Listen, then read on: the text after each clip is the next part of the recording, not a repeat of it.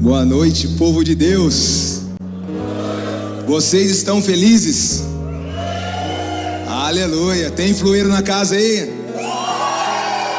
Sejam bem-vindos ao Influa Day, aonde os influeiros estão comandando a cena. Aleluia. Quem tá no toque é nós, assim não, meus amigos.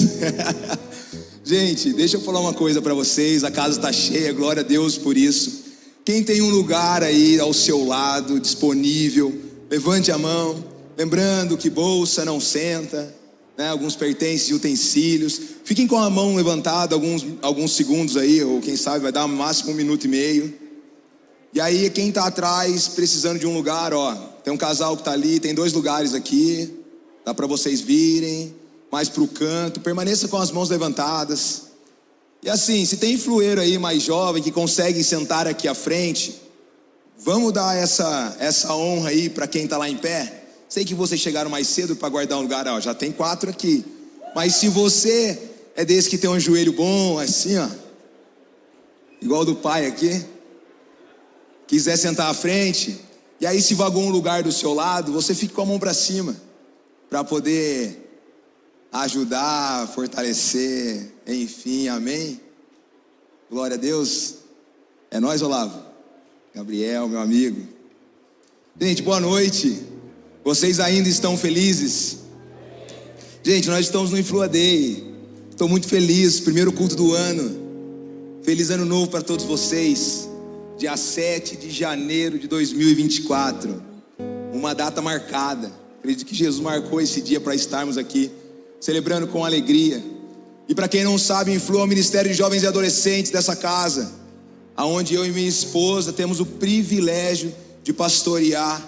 Pela graça e bondade e misericórdia de Deus, eu e minha esposa fomos consagrados pastores na nossa última conferência de líderes, a Timothy Conference, junto com meu amigo parceiro ali, Léo Barreto e Raíssa. E foi muito legal, foi uma noite incrível. É a palavra do Senhor se cumprindo. Eu quero dar um glória a Deus. Sei que minha mãe está hoje aqui, Dona Marlene. Mulher de oração, sempre orou por mim. Te amo, mãe. Às vezes ela me pergunta: filho, você está meio sumido. Por onde você anda, você não aparece. Eu falei: mãe, nós estamos cuidando das coisas do Senhor. E eu até brinco com ela: quem mandou a senhora orar, né? Às vezes não aparece lá no almoço de domingo. Faltam algumas festas, mas sempre que pode nós vamos lá dar um abraço. Ora por mim, mãe, preciso da senhora. A senhora é boa demais. E o Influa, ele é um ministério de jovens e adolescentes, e ele tem um significado, esse nome. O significado é que a nossa ideia é fluir através da nossa maior influência, que é Jesus Cristo. Por isso é Influa. Fluir através da maior influência, que é Jesus, o Cristo ressurreto. Essa é a nossa ideia, e nós nos encontramos aqui um sábado sim, um sábado não, e celebramos juntos, e é dessa maneira, dessa forma. Quem aqui já veio em culto do Influa? Levanta a mão. Influeiros, abaixem os braços. Só quem que já veio. Aí, ó, já tem aí umas mães aí que eu já vi por aqui. Glória a Deus. E é isso que nós viemos fazer no sábado aqui, um sábado sim, um sábado não, adorar Jesus junto. Como eu brinco, dar soco no ar, cabeçada no céu e ir para cima com Jesus. E nós estamos muito felizes. Tem muita coisa acontecendo no nosso meio. Tem Influa Camp para rolar aí. Quem vai no Influa Camp faz barulho. Fiquem ligados com as inscrições que está acabando, hein? Então vamos para cima, Jesus é bom. Final de janeiro, início de fevereiro, glória a Deus e aleluia. E assim, eu não sei se você teve a oportunidade de estar com a gente no mês de dezembro, ou tem acompanhado também pelo YouTube ou pelas redes sociais do que nós temos falado nesses últimos domingos. A série chama Headline, linha vermelha, ou linhas vermelhas. Se você é um pouco jovem há mais tempo, igual eu assim, tô ali beirando os 40, eu tenho um pouquinho mais, um pouco menos. Era muito comum você ir em algumas livrarias e terem as Bíblias escrito na capa, tudo que Jesus falou em letras vermelhas. Então, essa série que nós iniciamos no início de dezembro é para falar sobre isso, sobre as linhas vermelhas da Bíblia. Eu ganhei uma Bíblia no Super Seed da minha amiga Amanda, uma King James animal, e ela tá lá, as letras vermelhas. Tô lendo, viu? Você falar que eu não leio livro de Bíblia de papel, eu leio sim, amo elas. E veio sendo falado nisso no mês de dezembro inteiro, e nós vamos continuar no mês de janeiro. Eu quero partilhar um pouco disso com vocês, sobre as linhas vermelhas. É o que Jesus falou, é o Evangelho, sabe? E no mês de dezembro nós tivemos algumas pessoas que passaram por aqui: pastor Henrique Ladentim, pastor Henrique Prado lá de Guarulhos, a pastora Miriam, André Brisa e o Ladentim encerrando o culto de final de ano. E vieram trazendo mensagens a respeito das linhas vermelhas, do que Jesus falou, como o Sermão do Monte, como nós ser sal da terra e luz do mundo, sabe? O Brisa na mensagem de Natal falou algo sobre o menino nasceu, que era a mensagem natalina de Jesus. E o Laden, no último culto do ano, veio e derramou sobre as bênçãos do Senhor. Por muitas das vezes nós falamos sobre morte nessa casa, e você tem que morrer para sua natureza adâmica, e você precisa morrer para isso, e às vezes ficou meio penso e esquecemos das bênçãos do Senhor. O Evangelho, sim, ele tem morte, mas ele também tem vida. Então nós temos que achar um equilíbrio, e a Bíblia fala que é vida em abundância, vida boa, vida da hora. E eu creio nisso. Quem crê nisso diz amém. Aleluias. Então, pensando em tudo isso que foi ministrado nesses últimos dias, e o que vamos dar continuidade, isso só nos leva para um lugar. Isso me leva para um lugar apenas: que toda vez que o Evangelho é ministrado, que o Evangelho é pregado, que as falas de Jesus são pronunciadas, isso nos empurra para um lugar. E esse lugar é o lugar de arrependimento. Melhor coisa que tem é nós começarmos o ano nos arrependendo. A Bíblia diz que todos pecaram e destituídos estão. Todos pecaram e estão fora da glória de Deus. Mas eu tenho uma boa notícia: o Senhor Jesus passou pela terra, sujou seus pés de lama e suas mãos de sangue, para colocar tudo no lugar. Então, a partir disso, nós podemos entrar e contemplar e adorá-lo. Mas isso tudo nos leva para esse lugar, o lugar de arrependimento. Eu queria ler com vocês Lucas, o capítulo 5. Na verdade eu quero ler o 31 e 32, mas antes de chegar no 31 e 32, eu quero dizer o que se fala, qual é o contexto de Lucas. O que está acontecendo aqui? A Bíblia diz que após Jesus ter curado aquele paralítico que desceu, sabe, do telhado, abriu um telhado, e aquilo foi em Cafarnaum. Então Jesus cura e fala: ei, seus pecados estão perdoados, pegue sua maca e vá. E aí Jesus, depois dessa reunião, ele sai e ele entra na cidade de Cafarnaum. Ele está na entrada da cidade, que é o que a Bíblia diz. E ele entrando na cidade, a Bíblia diz que ele viu um homem.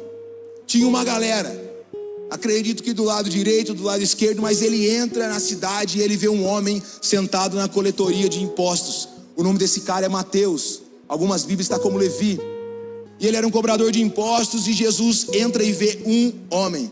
Eu não sei se vocês às vezes entram aqui e acham que a bênção de Deus, o chamado de Deus, não, isso funciona para o pastor que está lá na plataforma, para os ministros de louvor, para a liderança. Para mim não, eu até venho aqui, é até legal, mas acho que não, é uma coisa muito distante. Não, pode acreditar, meu irmão e minha irmã, o Senhor vê você. Se ele entrou numa cidade no meio da multidão e ele viu um homem chamado Mateus, ele viu você também.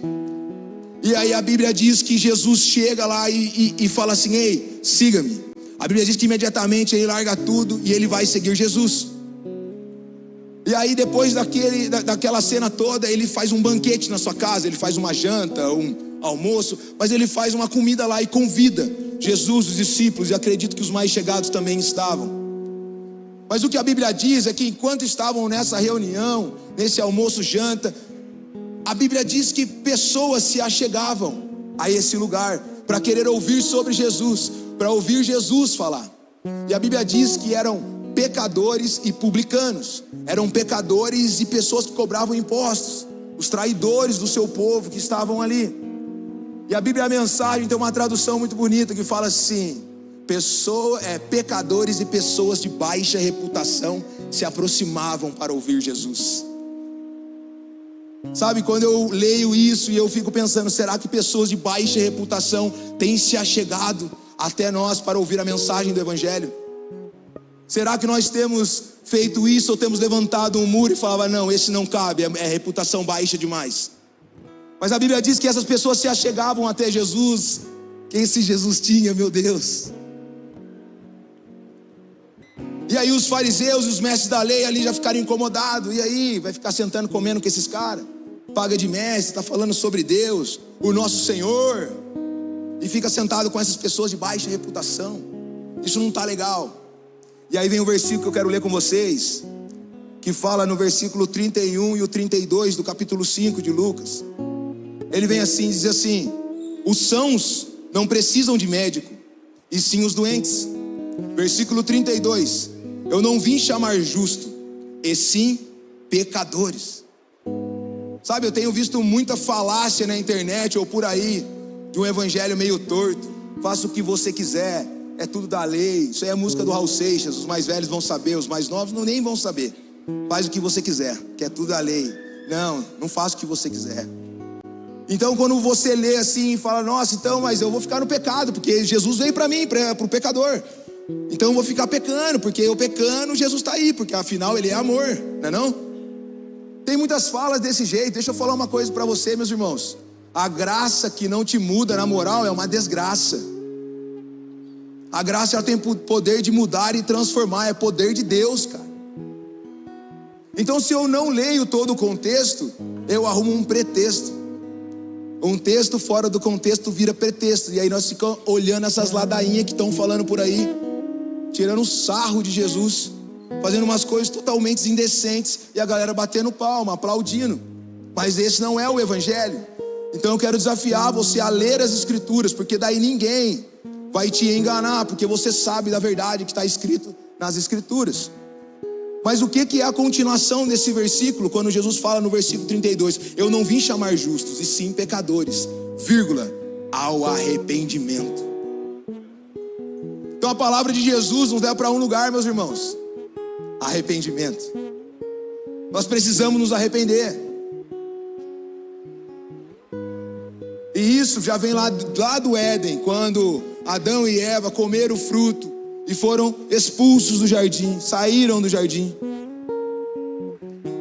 Como que eles deveriam responder aquilo? Ei, você vai comer? Não vou comer. Por quê? Porque Deus falou.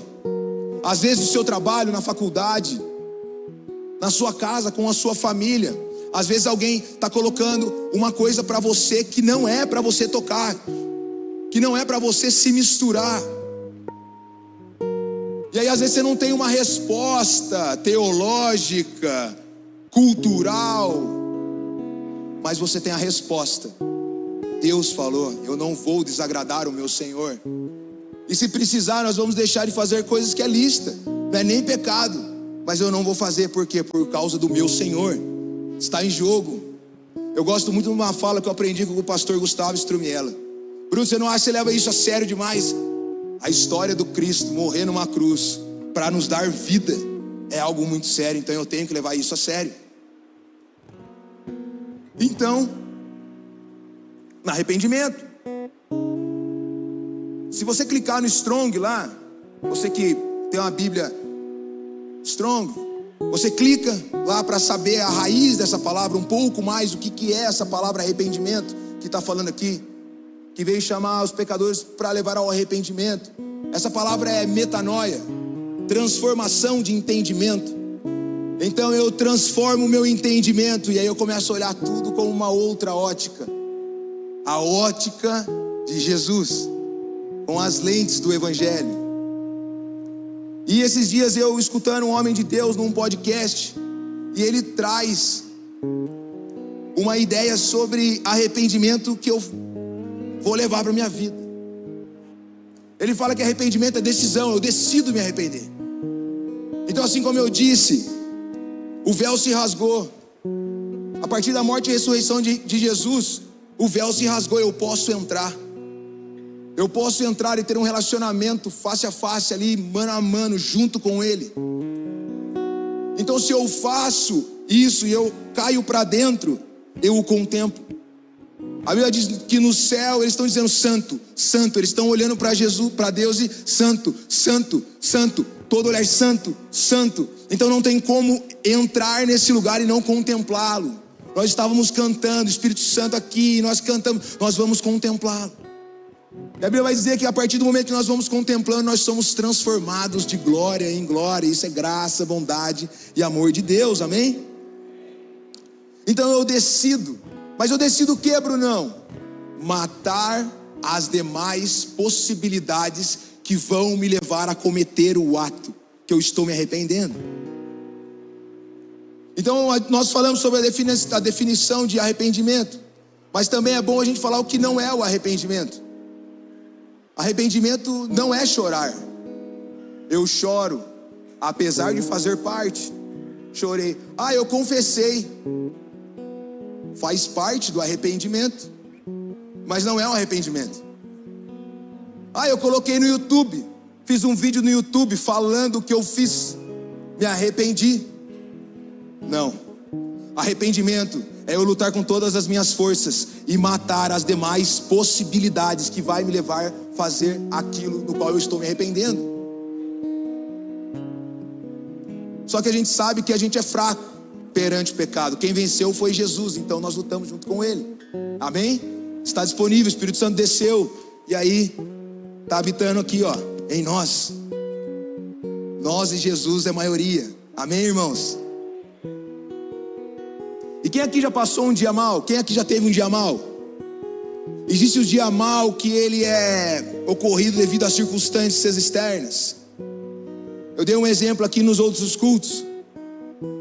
Teve uma amiga nossa que chegou em Tremembé numa festa de criança lá e parou o carro.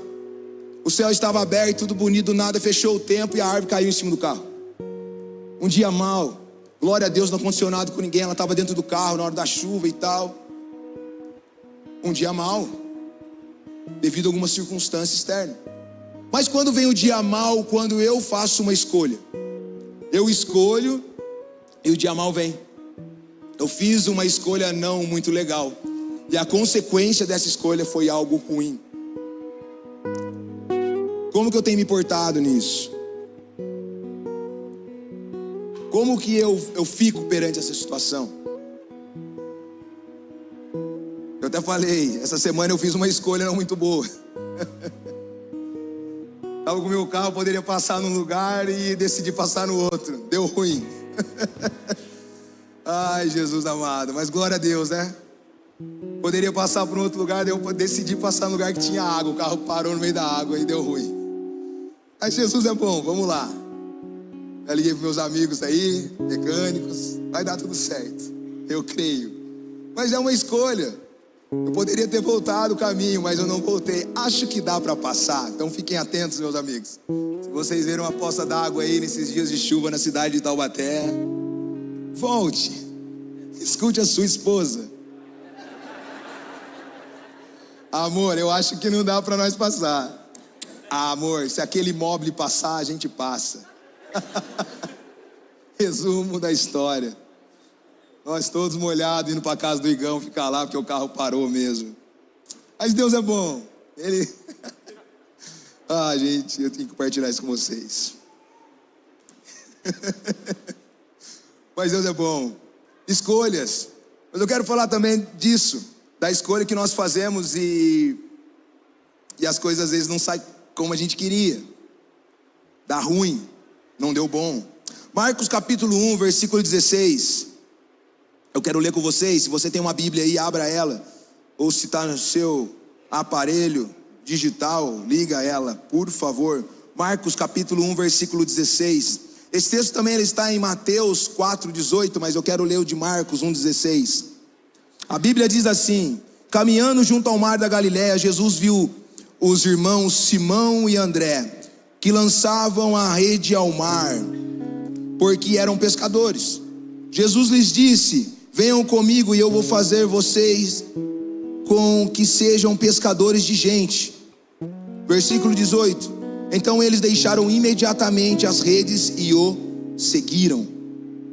Sabe, eu já fiquei muito intrigado com essa palavra, porque eu fiquei pensando, como assim? Os caras estão trabalhando, estão ali pescando, passa um homem e fala: ei, larga tudo isso aí, que eu vou fazer vocês pescador de gente. E eles largam tudo e vão, e seguem o rumo junto com Jesus. Mas como assim? O que está rolando? E aí, mais uma oportunidade para a gente falar aqui um texto fora do contexto. Vira pretexto. É que o Léo falou para mim fazer umas piadas, entendeu? Bruno, às vezes você é meio denso, faz umas piadas. Tentando, Léo, fica bom nisso. E aí, onde eu estava mesmo? Jesus chama lá Pedro, Tiago e João. Chama ele e eles vão. Só que daí quando nós vamos ler um pouco mais, e eu quero mais uma vez desafiar você, leia a Bíblia inteira. Se você nunca leu, comece o Novo Testamento. Então leia os Evangelhos, você vai ver que um complementa o outro e o entendimento dá uma estourada. Você fica, uau, que loucura. João capítulo 1, 35. Eu quero ler para vocês. Se vocês estiverem com a Bíblia, abre aí para acompanhar junto. Mas eu quero ler ele. João 1, 35. Vai falar assim, ó. No dia seguinte, João estava outra vez na companhia de 2 dos seus discípulos, e vendo Jesus passar, disse: eis o Cordeiro de Deus, é ele. Os 2 discípulos, ouvindo dizer isso, seguiram Jesus. E Jesus, voltando, se vendo que o seguiam, disse-lhes: o que vocês estão procurando? Eles disseram: Rabi, aonde o Senhor mora? Rabi quer dizer mestre. E Jesus respondeu: venham ver. Então eles foram e viram onde Jesus estava morando, e ficaram com ele aquele dia.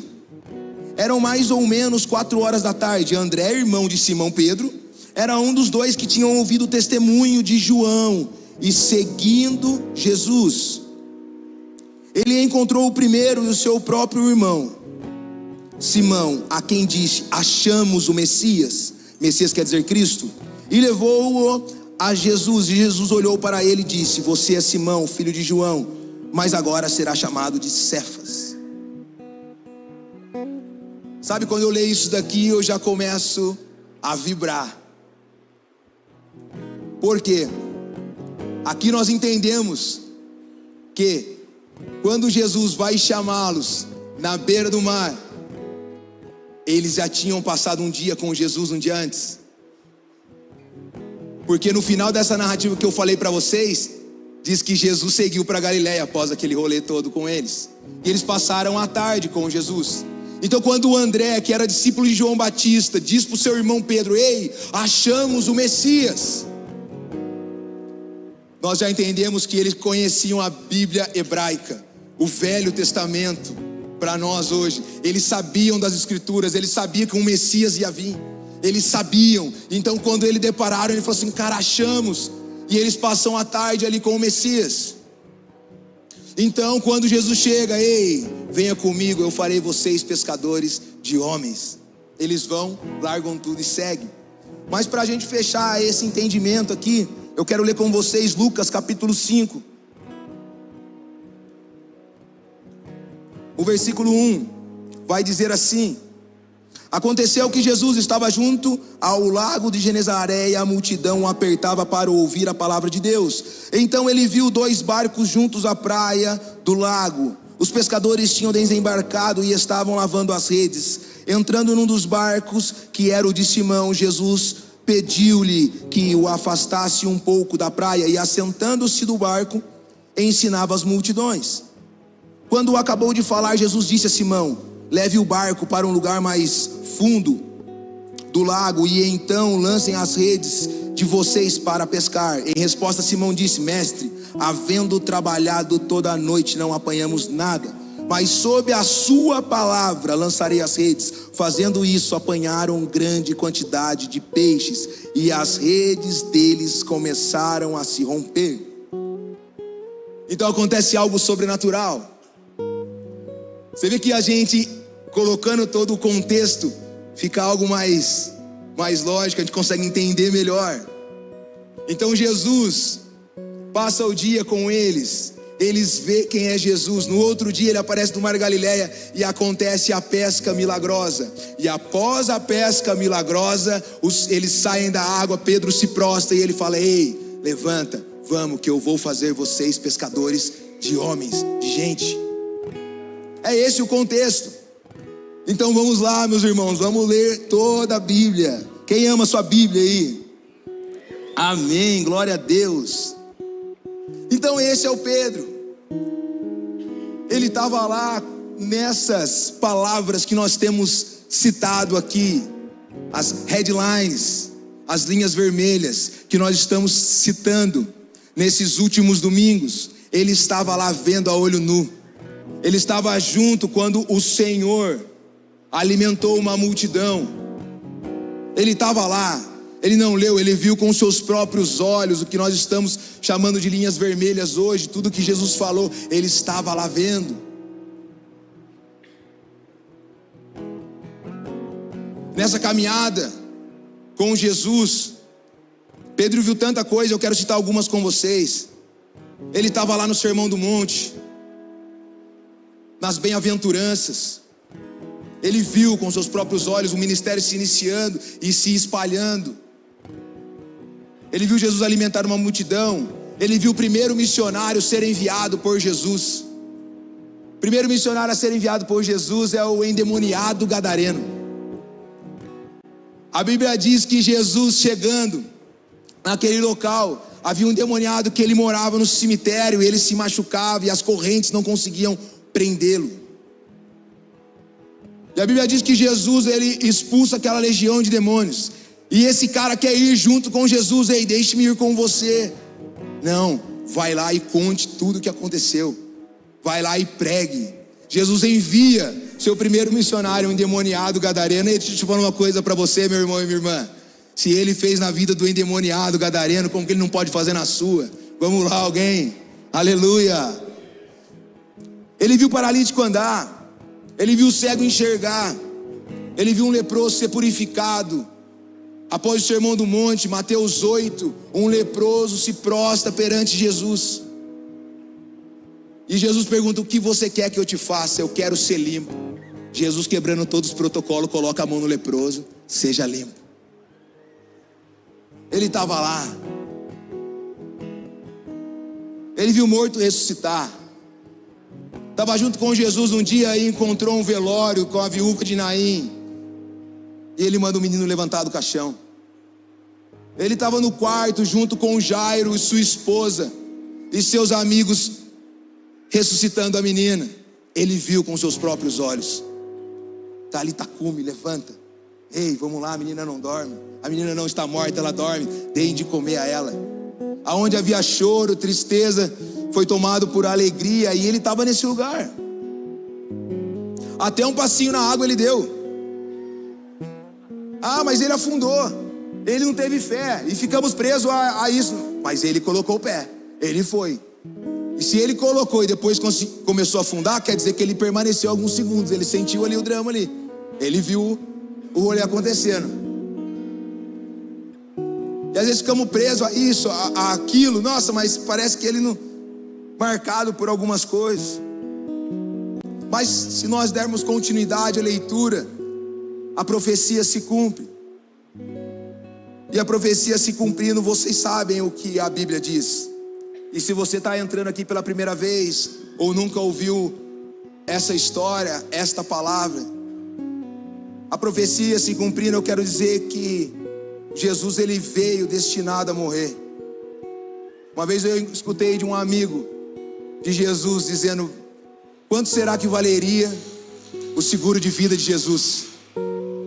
Porque ele veio destinado a morrer. Quanto será que valeria um seguro de vida de Jesus? Então a profecia se cumpre. Após a traição de Judas, Jesus é pego no Getsemane. Pedro está lá. A história diz que ele arranca a espada, dá na orelha do soldado. Jesus cola: e precisa disso. Vamos lá. Chegou a hora. É agora. Então Jesus se entrega. Há quem fale que ele pegaram ele, mataram ele. Não, ele se entregou, porque ele poderia muito bem, já era, mas ele se entrega. E aí ele é levado à casa de Caifás, de Anás, os sacerdotes da época, e tem toda aquela confusão.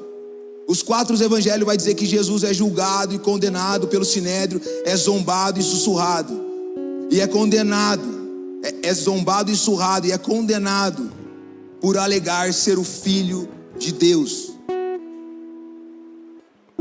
Em um dos evangelhos está escrito assim, que os soldados colocaram um saco na cabeça de Jesus e davam porretes na sua cabeça.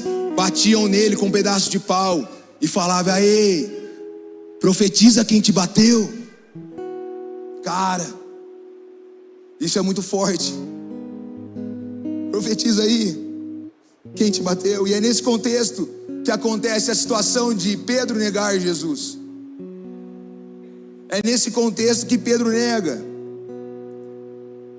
E um pouco antes, em uma conversa de Pedro com Jesus, ele afirma que estava na disposição de ser preso e até morrer por ele. Eu estou na disposição, eu estou disposto a ser preso e morrer pelo Senhor. Mas Jesus responde: "Antes que o galo cante, tu me negarás 3 vezes, Pedro." Imagina você ouvir isso. Imagina você ouvir isso de Jesus. Eu estou fechadão. De verdade, eu acredito que aquela resposta era uma resposta sincera de Pedro. Sabe quando a gente dá uma resposta, fala: "Não, eu vou estar lá. Eu vou, estamos juntos." Mas no meio do caminho acontece alguma coisa. No meio do caminho você vê e olha, às vezes não dá para sua.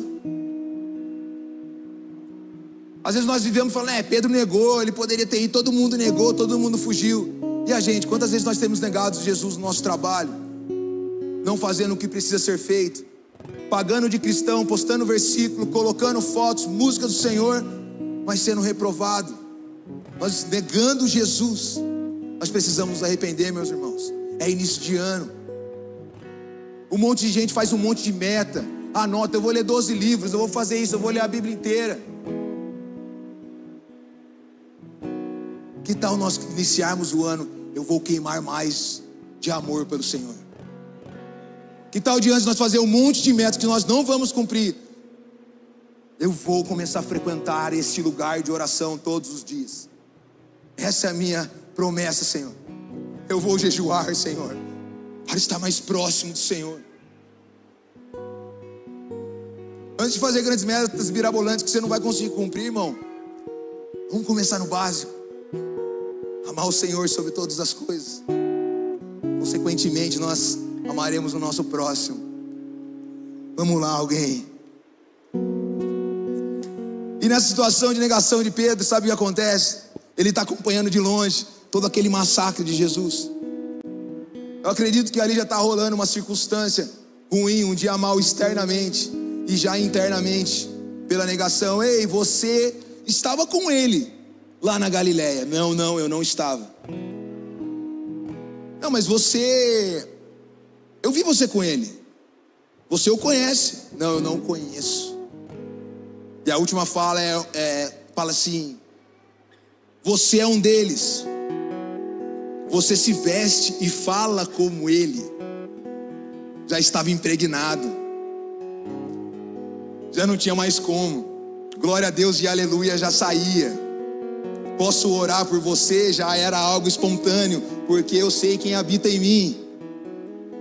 Mas Pedro diz: eu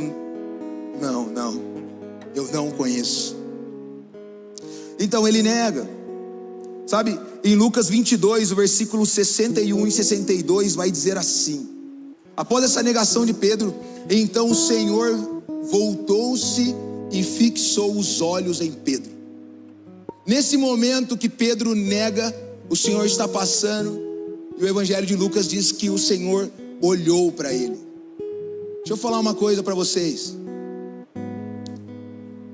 Não é porque você falhou em alguma situação e você errou que o Senhor tira os olhos de você. Geralmente quando isso acontece, é nós que tiramos os olhos de Jesus. Ele continua no mesmo lugar. Ei, vem aqui, me dá um abraço. Ele continua no mesmo lugar. Por que você está indo para longe? Vem aqui, me dá um abraço. Ele continua no mesmo lugar. Onde que Jesus está então? No mesmo lugar que você o deixou. E Jesus, ele olha para Pedro naquela situação, negando, mesmo dizendo: cara, eu estou disposto a ser preso e morrer por você. Jesus não fala nada, ele só olha. Eu imagino aquele olhar amoroso, bondoso, que só ele consegue dar para nós. E a Bíblia diz que posteriormente Pedro chora amargamente. Eu acredito que esse choro é um choro de arrependimento. Ele chora e pensando: não consegui, não deu. Mas Jesus não fala: aí, tá vendo? Eu falei que você não ia aguentar, suportar. Não, ele só olha. Eu acredito que é um olhar de bondade e misericórdia que o Senhor consegue dar para nós. mesmo nós todos sujos. Lembrando que Jesus entregou a sua vida por mim e por você quando ainda éramos pecadores. Ele entregou a vida por nós, não quando a gente já estava limpinho, bonitinho, realizando os mandamentos, lendo a palavra, frequentando os cultos. Não, quando ainda éramos pecadores. Foi ali que Ele entregou a vida por nós, quando estávamos sujos. Nossa, João 3,16. Porque Deus amou o mundo de tal maneira e deu seu Filho unigênito, para que todo aquele que nele crê não morra, mas tenha vida eterna. Vamos lá, alguém? Aleluia! E tendo saído dali, chora amargamente. Arrependimento. Eu acredito nisso. Então, um clima ruim, e agora? Como é que fica? Dali, Jesus na cruz. A história diz que ele morre. Imagina a cabeça de Pedro. Como é que fica a cabeça da gente quando a gente dá um passinho para fora? Imagina ele que estava lá presente nas headlines. Como é que ficou esse dia mal para ele? E agora o dia mal chegou. Eu quero dar um alerta aqui, meus irmãos. Cuidado com o dia mal. O dia mal, ele vem seguido, sabe do quê? De tristeza. E se nós não se cuidarmos, se nós não buscarmos uma ajuda nesse dia mal de tristeza, sabe o que vai acontecer com a gente? Nós vamos ficar doentes.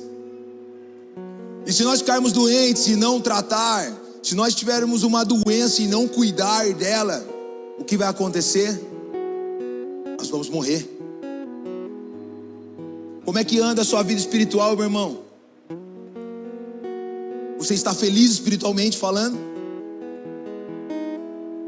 Ou você está triste espiritualmente? Cuidado. Nós estamos falando de Jesus que dá vida e vida em abundância. E se você está triste espiritualmente, você pode estar ficando doente. E se você não buscar melhorar dessa doença, sair desse lugar, você vai morrer espiritualmente, cara. Nós estamos falando de Jesus que nos dá vida e vida em abundância. Como que eu posso estar dentro disso tudo e estar mal? A forma de estar doente, beirando a morte. Bruno, mas eu tenho alguns problemas psicológicos e eu não sou contra a psicologia, a psiquiatria. Eu sou técnico de enfermagem de formação. Trabalho com isso há 20 anos. Então eu dou sim crédito à saúde. Se você precisa, você tem que ir atrás. Bruno, é uma tristeza profunda, é uma depressão, eu preciso de ajuda. Cara, vá atrás. Cuide da sua saúde. Somos corpo, alma e espírito. Nós precisamos cuidar disso. Amém? Não estou falando contra nada, muito pelo contrário, sou a favor sim. E Jesus morre, cara. Eu fico pensando no coração de Pedro nisso tudo. Como que ele fica? Como é que um discípulo ali olhava para o outro? Porque todos fugiram. Mas o dia passa e rumores diz que o mestre ressuscitou. E a Bíblia nos conta que alguns dos discípulos vão até lá onde Jesus estava. A pedra está removida e eles vão lá e vê com seus próprios olhos. Ele não está mais aqui. Porque procuram entre os mortos aquele que vive. E Pedro é um desses, então ele chega lá, está vazio. João capítulo 20, o versículo 19 ao 20, fala assim: ao cair da tarde daquele dia, o primeiro da semana, estando trancadas as portas da casa onde estavam os discípulos com medo dos judeus, Jesus veio e se pôs no meio deles, dizendo: que a paz esteja com vocês. E dizendo isso, lhe mostrou as mãos e o lado. Então os discípulos se alegraram ao ver o Senhor. Jesus estava vivo e aparece a eles. Isso é incrível. Então já tem uma alegria de olhar e ver que o túmulo estava vazio. E aí depois o Senhor aparece a eles. Ei, aqui ó, olha minha mão, olha meu lado. Então se Jesus aparece vivo, sabe qual que é? É real toda aquela história. É verdade. Ele morreu, ao terceiro dia ressuscitou, está aqui na nossa frente. Mas e quando eu olho isso, eu penso Pedro pensando com ele mesmo. Eu já trago para minha vida como é que eu ficaria, porque eu falhei, errei, agora ele está aqui vendo. Será que ele vai vir para cima, falar alguma coisa? Como é que vai ser a situação? Qual era a crise? Mas a Bíblia também nos conta que logo após esse encontro eles voltam a pescar.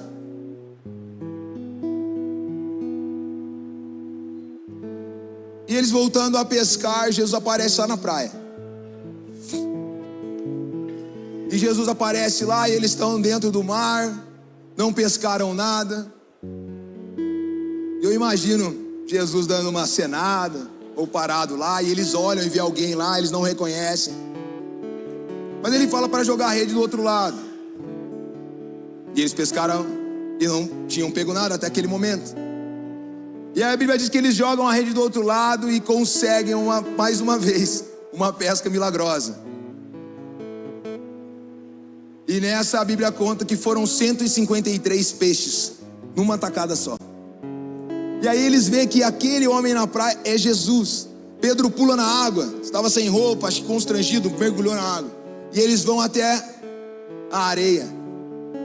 E aí chega ali, eles vão comer o peixe e junto. Eu fico imaginando Pedro naquela situação. Viu as linhas vermelhas, ouviu sobre Jesus, andou com ele, negou, e agora ele estava ressurreto ali na praia, comendo junto com eles. Jesus olha para Pedro e diz: ei Pedro, tu me amas? E Pedro responde: sim, Senhor, eu amo. Pedro, tu me amas? Sim, Senhor, eu te amo. Cara, imagina, cara, você tendo que responder isso. Ele não acusou, não falou nada, que você me negou nada, ele só olhando. Tipo, ele sabe, mano, que eu neguei, ele viu. E pela terceira vez ele pergunta: Pedro, tu me amas? E nesse momento Pedro responde: o Senhor sabe de todas as coisas. Então Pedro, apacenta minhas ovelhas. Essa palavra apacentar, do original bosco, ela significa manter o bem-estar dos membros da igreja. Então lá atrás Jesus fala: ide por todo mundo pregai o evangelho. Se eu fico parado só ali, eu vou lá, prego o evangelho. Mas se eu leio a Bíblia como um livro como um todo, eu vou saber que não é só ir pregar o evangelho. Também fala: cuidem das pessoas, apacentem as ovelhas. Mantenha o bem-estar dos membros da igreja. A Bíblia diz que quem ama Jesus obedece os seus mandamentos, o obedece. Então não tem como eu ouvir tudo que eu estou ouvindo e fingir que nada está acontecendo. Bruno, mas eu sou ovelha. Ovelha é quem está lá fora, que não conhece Jesus, porque ovelha é um animalzinho burrinho e precisa alguém para ir guiando. Eu acredito que você que já conhece Jesus, já ouviu Jesus, já se arrependeu, você não é uma ovelha, você já é uma espécie de pastor no seu trabalho, na sua escola, na sua faculdade, na sua casa. Quem vai levar o Senhor para lá é você. E essa pessoa não vai estar vindo à igreja de primeira mão, mas ela vai estar vendo a igreja em você. Você nesse lugar vai estar cuidando dessa pessoa. Sabe o que você está fazendo? Apacentando, mantendo o bem-estar dos membros da igreja. Qual igreja? A igreja do hospital regional, a igreja da fábrica tal, a igreja do comércio tal, a igreja da loja de carros tal. Vamos lá. Essa é a missão de Jesus. Tem alguém comigo aí ainda? Apacenta. Então, se nós amamos o Senhor, nós o obedecemos. Eu fico imaginando Pedro ouvindo isso. Ele ouvindo isso e sabendo tudo o que tinha acontecido alguns dias antes. Como assim? Ele com esse olhar constrangedor, falando para mim cuidar dos seus. Como é que ele se sentiu nessa situação? E como nós temos nos sentindo quando o dia mal vem?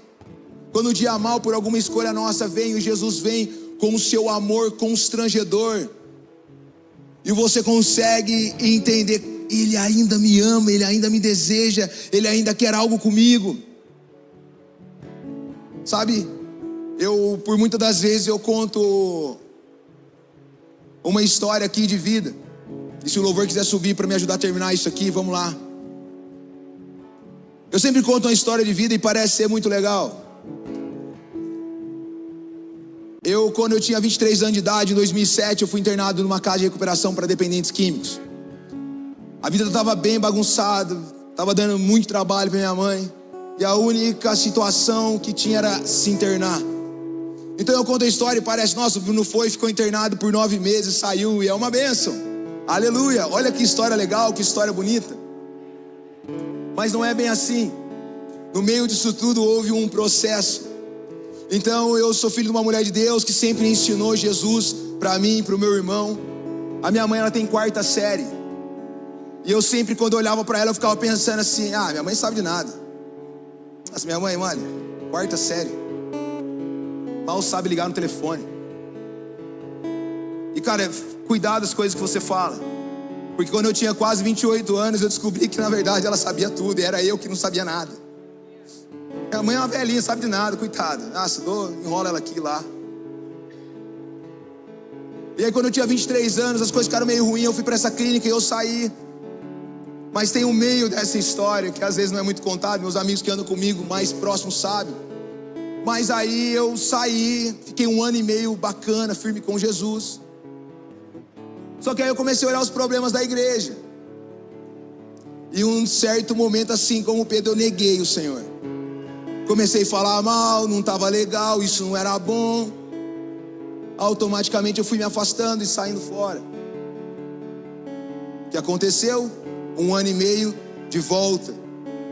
Aquele lodo no qual o Senhor já tinha me limpado. As coisas vão ficando cada vez mais complicadas. A minha mãe apavorada, querendo me ajudar. E eu queria fugir daquilo, porque na verdade eu não queria dar trabalho para ela. E surgiu uma oportunidade de eu ir morar fora do estado, que na verdade era uma fuga. Eu juntei as minhas coisas e fui morar no Mato Grosso. E quando eu vou morar no Mato Grosso,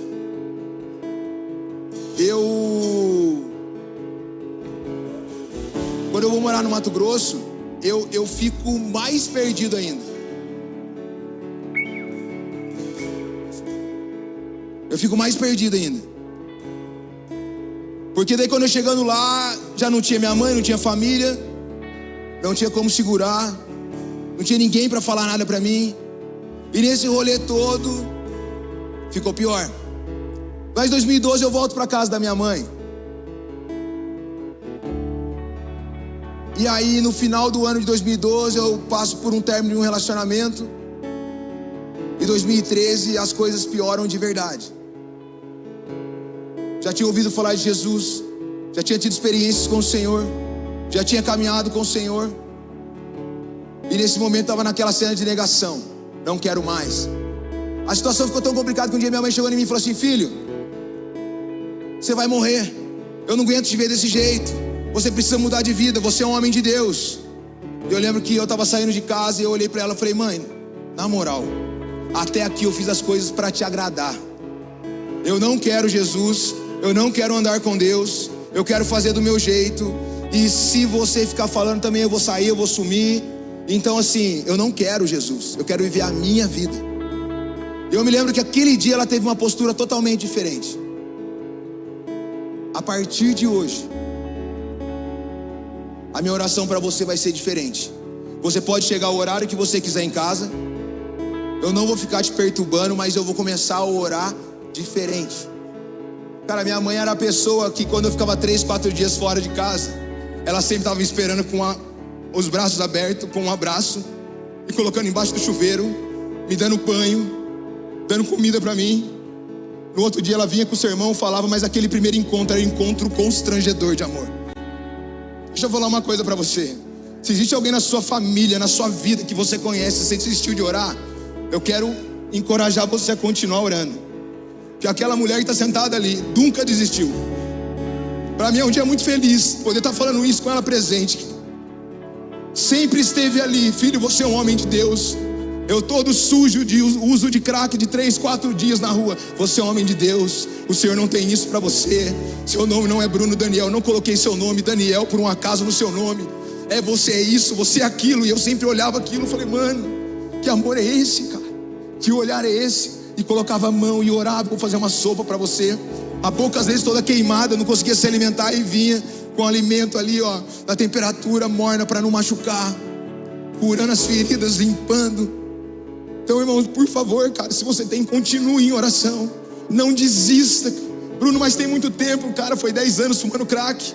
Às vezes, hoje falando, a galera acha que é até mentira. Ah, não, será mesmo que não sei o quê? Jesus mudou, é 10 anos limpo, cara, servindo a Jesus. E Deus é bom por causa disso. Mas aí depois dessa oração, que essa pontada de dedo, eu não vou falar mais nada. Você chega a hora que você quiser aqui em casa, então. Mas a minha oração para você a partir de hoje vai ser diferente. Porque perder para o diabo eu não aceito. Para o Senhor recolher, amém. Mas para o diabo eu não aceito. E eu lembro que aquilo me indagou. Eu peguei o carro do meu pai, eu estava indo para São José. Aquilo ficou meio remoendo um pouco, porque eu sabia do que ela estava falando.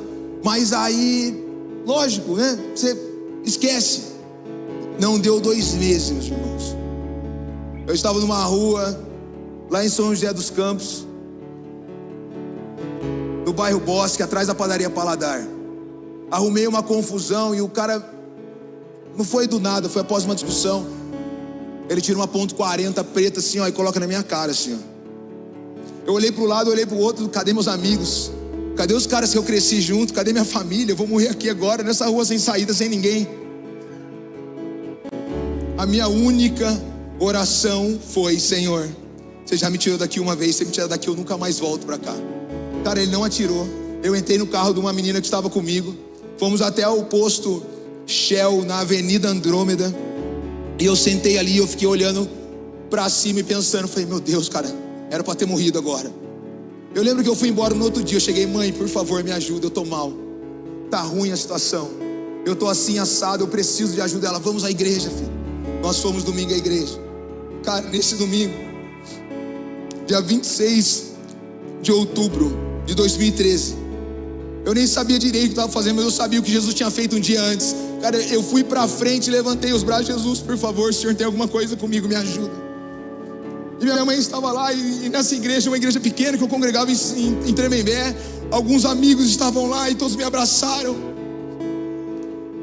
E aquele dia, cara, eu vi, cara, que Jesus ainda queria algo comigo. Os dias se passaram e parece que veio algo silencioso. Parece que Jesus fez algo aquele dia, mas ficou silencioso. E eu lembro que eu ia nos cultos segunda, eu ia numa intercessão lá em Tremembé. Na terça eu ia na intercessão na Poema, era lá atrás do Momboi. Na quarta-feira nós íamos no culto do Bola de Neve. Na quinta tinha culto na Poema. Sexta-feira era intercessão na minha igreja. Sábado caçava um culto de jovens em algum lugar. Domingo cedo na Poema e domingo à noite na igreja que eu congregava, Comunidade Cristã em Tremembé. Buscando isso, eu falei, Jesus, eu sei que o Senhor existe, o Senhor me ama, o Senhor não me deixou morrer aquele dia, mas cadê o Senhor? Eu preciso do Senhor, não estou aguentando mais. Mas aí eu não sentia nada, mas eu tinha uma certeza. Até que um dia, numa reunião de liderança, o pastor Leandro me chamou para estar presente. E nesse dia os líderes oraram pela gente, pessoas que tinham sido feridos pela igreja. E o pessoal veio com a imposição de mãos. Eu lembro que aquele dia meu ouvido destapou, e daquele dia em diante tudo ficou diferente. Eu comecei a sentir a presença de Deus novamente e descobri o Senhor me ama. Eu lembro que nesse dia eu cheguei em casa muito tarde. A minha mãe no outro dia, filho, o que aconteceu? Como é que foi a reunião? Eu falei, mãe, eu não sei nem te explicar. Eu só chorava. Eu só tinha uma certeza, o Senhor ainda me ama, Ele me deseja e Ele quer algo comigo. E nesse dia então eu fui lá no meu pastor Gilmar, eu te amo, cara, obrigado por tudo. Obrigado por ter cuidado de mim, cara. Mas eu preciso ir para Poema, eu queria pedir sua bênção. Ele me abençoou e saí na paz. Tive a oportunidade de pregar lá uns anos atrás. E começamos a caminhada aqui com Jesus. E aí o que eu mais me indagava caminhando, Jesus, eu conhecia a tua palavra. João 8,32 diz, e conhecereis a verdade vai te libertar. E eu falei: Jesus, eu conhecia a sua palavra, eu caminhei, por que o Senhor permitiu tudo isso? Fala que, mano, como que o Senhor é o irresistível, como é que eu resisti ao Senhor? E eu lembro claramente Jesus falando, leia o versículo anterior, mais uma vez falando o texto fora do contexto, vira pretexto. João 8,32 diz assim: conhecereis a verdade vai te libertar. João 8,31 diz assim: se permanecerem em meu caminho, verdadeiramente serão meu discípulo. Aí você conhece a verdade, aí ela te liberta. Deixa eu falar uma coisa para você, meus irmãos. Aleluia.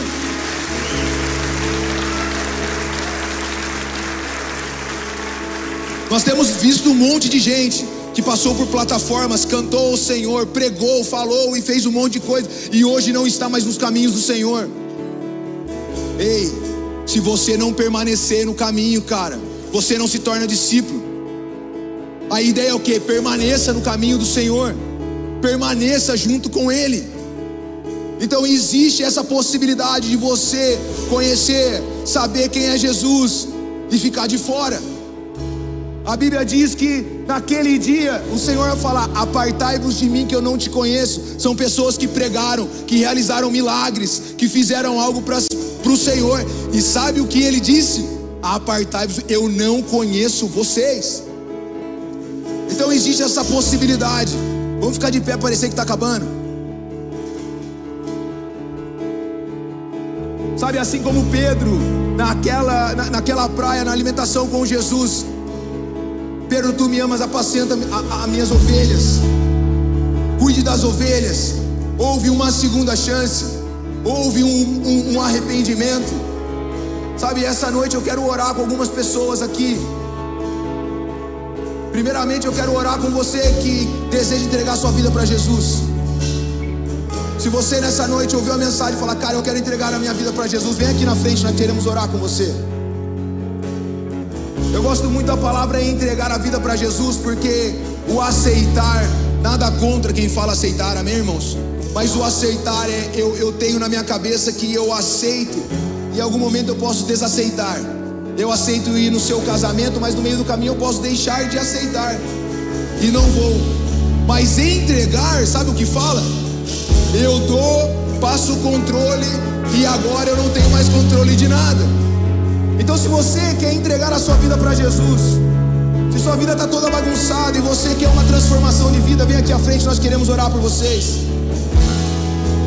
Em nome de Jesus, aleluia, glória a Deus, Jesus é bom.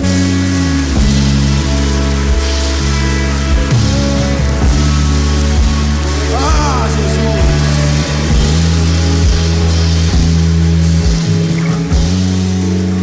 Eu sei que tem pessoas entregando a vida para Jesus, mas eu quero orar também por um time aqui, por algumas pessoas. Eu quero orar para você que parou de queimar. O ano está começando. Deixa eu falar, você precisa se arrepender. Você que vinha queimando por amor a Jesus, por algum motivo, alguma razão ou circunstância, você parou de queimar, cara. A Bíblia diz que a seara está pronta e os ceifeiros são poucos. Foi Jesus que falou isso. É letra vermelha na Bíblia que falou. Então você que parou de queimar, eu quero chamar você aqui à frente para que o Espírito Santo de Deus, cara, te encha, te renove nessa noite, e você saia daqui cheio dele, em nome de Jesus. Enquanto eu orando, vem aqui à frente, nós queremos orar por vocês, em nome de Jesus. Senhor, eu glorifico ao Senhor, eu te exalto, Deus, por cada vida aqui, Senhor. Eu te exalto por cada um que tomou a decisão, Pai, de te seguir. Senhor, em nome de Jesus, liderança, por favor, em nome de Jesus, Pai, venha trazendo um renovo na vida deles, Pai, não só em cultos como esse, alegre, cultos gostosos, mas que na segunda, na terça, na quarta, na quinta, no dia mau, eles possam entender que o Senhor está com eles. Pai, em nome de Jesus, Pai, crava todos eles, Pai, no corpo do Senhor. Pai, que eles possam, Pai, daqui em diante, seguir, Pai, te adorando, te buscando e te encontrando no santo lugar. Deus, está liberado, o véu se rasgou, o caminho abriu, Pai, tudo consumado está. Então, em nome de Jesus, Pai, recebe esses meus amigos, irmãos, que eles possam ser cheios do Espírito Santo nessa noite, em nome de Jesus. Papai, meus amigos, Pai, que por algum motivo, razão, Pai, deixou de queimar, deixou de te adorar como é para adorar, Senhor, renova ele nessa noite. Senhor, aquele que não teve como vir aqui à frente, toca ele aonde quer que ele esteja, que ele seja cheio do teu Espírito.